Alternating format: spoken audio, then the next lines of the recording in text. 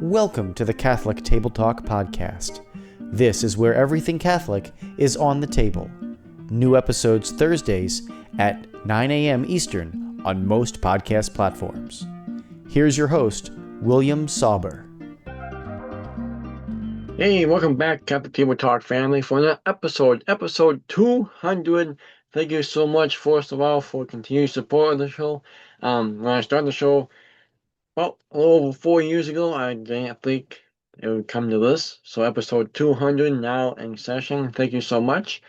We'll get to the show in just a little bit again, but of course, please like, subscribe, and share the show. If you have a show request or a speaker request, please email us at catholictt@gmail.com. Again, it's Catholic with 2 T's at gmail.com, the official email of Catholic Table Talk. Also, find us online for everything on the podcast at the official flagship website. Pretty much, I'm trying to make it the flagship of the whole, podcast. I mean, YouTube's kind of more of a flagship platform, I should say. But CatholicTableTalk.com is pretty much a flagship for everything that you want to know and need to know about the show. So find us there as well. But again, wow, episode 200. So it's not going to be a huge, long show, but again, I just want to, again, very thank you for your continued support. Um, I know I got a lot of regional friends, family, regional people that listen to the show. It's probably mostly arts, but in the past couple of years, it has really gained nationality. I mean, of course, you post on YouTube, you post anything online, anyone can see it on the world, right? But I mean, a lot more national followers, and even, I mean, we have, I think a couple years ago, we were in like 8 or 10 different countries, and I think last year we bumped up a couple, maybe, or something like that. So we're in a few countries as well. So that's what that people are listening to it off and on for sure. I mean, that's pretty remarkable. So, just by myself tonight, we'll have I guess next week we'll have Dan August on the book. Well, I guess we'll have to wait until next week to find that out. But again, episode 200, we're going to talk about trusting God's plan, trusting the process, as a thumbnail and the kind of the episode cover has, is trusting the plan, right? Trusting the process, I should say. Um, Again, it's like I said, episode 200, I didn't think I would have been here, but you kind of trust the process. And I mean, did I have doubts about closing out the show, ending the show? Yes. Do I still do? Sometimes, absolutely. I mean, I think you gotta kind of keep tweaking it and changing it a little bit. But I don't know. We'll see where it goes after this. But again, you gotta trust the process, right? I mean, a lot of times about giving up, and then someone says something to you, or someone does something, and it's like, oh, okay, I know I should be keep going now. So yeah, and that's pretty much all of our lives, right? I mean, there was a few episodes ago we talked about how to renew your faith every day, and basically it just starts with, it's dark and kind of, not so great in the evening at night, but hey, joy comes in the morning because hey, Christ was, Jesus' resurrection was in the morning. So it's a new day, a new beginning. It's time to make things right again. So, and the same thing with the process. It's the process. It's the process. You gotta trust God's process for you in your life, amid everything that's going on in the world, right? I mean, one thing that really stands out to me is another thing about personal process is like, what am I?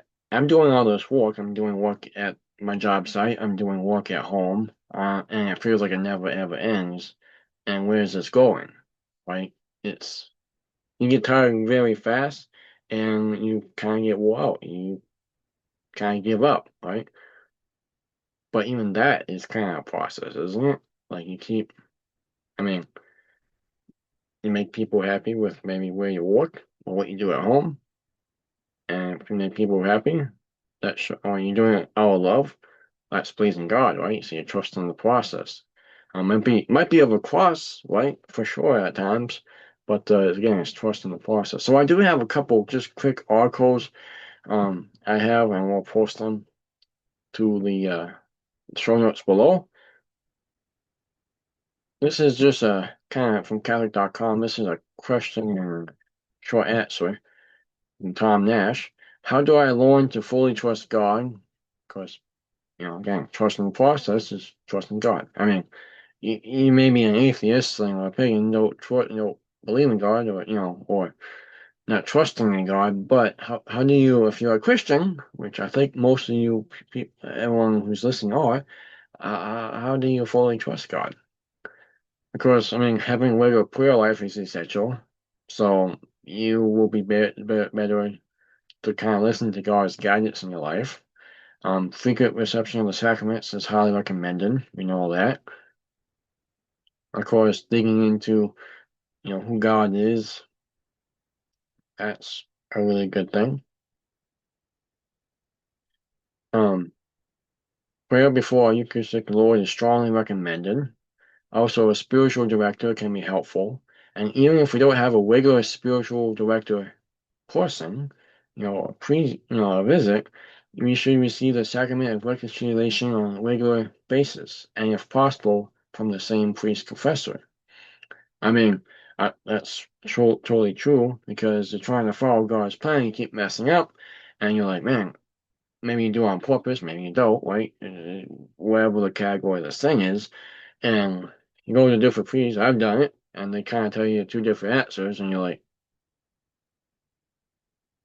I like what you're saying, Father. I can see it that way, but uh, I'm kind of confused by that. And maybe that's and like I said, some of the things is like, okay, that's good. I never knew that before, but it's kind of different. So yeah, make sure, mostly, especially for your like, um, hardcore stuff that you have, same confession. Finally, radical childlike trust in Jesus is crucial. Jesus challenges us to trust him and carry our crosses daily, assuring us that we will not trust him in vain. So we need to die to our own desires and trust that God has what's best for us, as our Lord conveys in Matthew 16:24-26. The failure to die to themselves and trust in God led to Adam and Eve's original sin, which basically is how we sin, right? Same thing. It's at the root of sin in one way or another. Sometimes in seeking God's will for our lives, we are brought low, so we can learn to be more trusting of God. Here's what here's here we're reminded that being childlike, trusting God, and not childish is at the heart of being God's faithful disciple. So humility is crucial in this whole process. Trusting that God will truly fulfill us both personally and professionally, easier said than done for sure. I mean, I can speak to that. I mean, I feel like I'm kind of preaching here, and I'm thinking to myself right now, folks, is like, okay, this is totally not what I'm doing. And, you know, it's kind of like, oh, okay, I'll trust God today. It's hard, that's for sure. But Jesus is there to help us gain a fruitful self-death, and so to give us the incomparable peace and in the process. And I did have one priest say that to me in confession just lately. It was like, it's peace. You're with God. It's in the process. It's peace. And I was like, yeah, like it truly is. You kind of forget that at times. It's kind of like you forget the little things in life when it's not it's hard to look at the process in one way, and it's hard to trust the process when you just kind of keep doing what you're doing and forget there was more meaning to life than just what you do uh, on every day. Um, I mean, like I said, that's for sure. So that's one article that's in the show notes from Catholic.com. And this one is from another one, mycatholiclife.com. course, I mean, it's the virtue of trust. And I'm going to go down to the last bit of this article because it's a pretty lengthy article. So again, this is in the show notes, so you want to take a look at it. It's really, trust in the scriptures, right? I mean, it's like maybe, the Beatitudes, or maybe, I mean, let's mostly go on the scriptures for this site. So the following passages should be read slowly and, kind of meditate on them. Return to them and let God speak to you through them. Blessed are those who trust in the Lord. The Lord will be their trust. They are like a tree planted beside the waters that stretches out its roots to the stream. It does not fear heat when it comes. It leaves stay green. In the year of drought, it shows no distress, but still produces fruit. Jeremiah 17:7-8. Proverbs 3:5-6 says, trust in the Lord with all your heart, on your own intelligence do not rely. In all your ways be mindful of him, and he will make straight your paths. Psalm 56, O Most High, when I'm afraid, in you I place my trust. Psalm 143:8, in the morning let me hear your mercy, for in you I trust. For in you I trust. Show me the path I should walk, for I entrust my life to you. In Matthew 17, amen, I say to you, if you have faith the size of a mustard seed, you will say to the mountain, move from here to there, and will move. Nothing will be impossible for you. And lastly, John 14, do not let your hearts be troubled. You have faith in God. Have faith also in me.